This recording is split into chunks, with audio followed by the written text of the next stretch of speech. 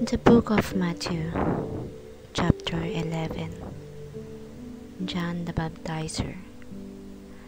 When Jesus finished placing this charge before his 12 disciples, he went on to teach and preach in their villages. John, meanwhile, had been locked up in prison. When he got wind of what Jesus was doing, he sent his own disciples to ask, "Are you the one we've been expecting, or are we still waiting?" Jesus told them, "Go back and tell John what's going on. The blind see, the lame walk, lepers are cleansed, the deaf hear, the dead are raised, the wretched of the earth learn that God is on their side."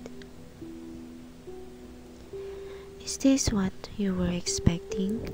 Then count yourself most blessed. When John's disciple left to report, Jesus started talking to the crowd about John. "What did you expect when you went out to see him in the wild? A weekend camper? Hardly. What then? A sheik in silk pajamas? Not in the wilderness, not by a long shot. What then? A prophet? That's right, a prophet. Probably the best prophet you'll ever hear. He is the prophet that Malachi announced when he wrote, 'I'm sending my prophet ahead of you to make the road smooth for you.'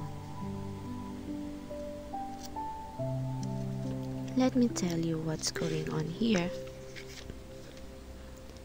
No one in history surpasses John the Baptizer, but in the kingdom he prepared for you, the lowest person is ahead of him. For a long time now, people have tried to force themselves into God's kingdom. But if you read the book of the prophet and God's law closely, you will see them culminate in John, teaming up with him, preparing the way for the Messiah of the kingdom.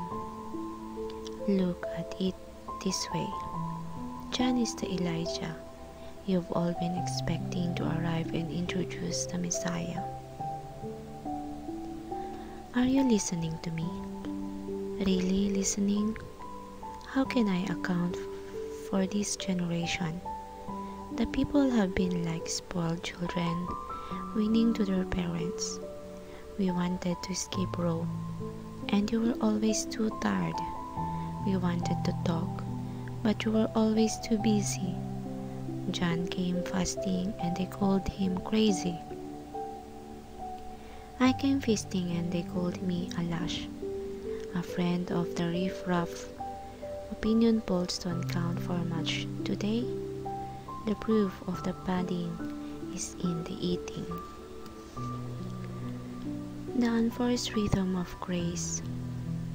Next, Jesus let fly on the cities where he had worked the hardest but whose people had responded the least, shrugging their shoulders and going their own way. Doom for you, Chorazin, doom Bethsaida. If Tyre and Sidon had been half of the powerful miracles you have seen, they would have been on their knees in a minute. At Judgment Day,